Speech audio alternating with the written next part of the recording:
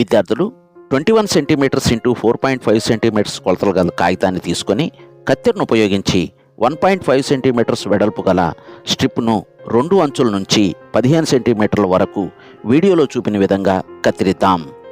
ఇప్పుడు కాగితం చివరి అంచులను దగ్గరకు చేర్చి పేపర్ క్లిప్కు అమర్చుదాం.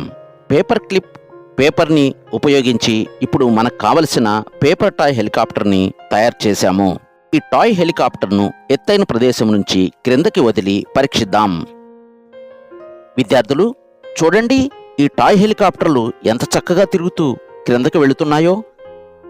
మీరు కూడా ఈ టాయ్ హెలికాప్టర్ని తయారు చేసి పరీక్షించండి. ఇందులో ఇమిడి ఉన్న సైన్స్ సూత్రం ఏంటో చెప్పగలరా? ట్రై చేయండి.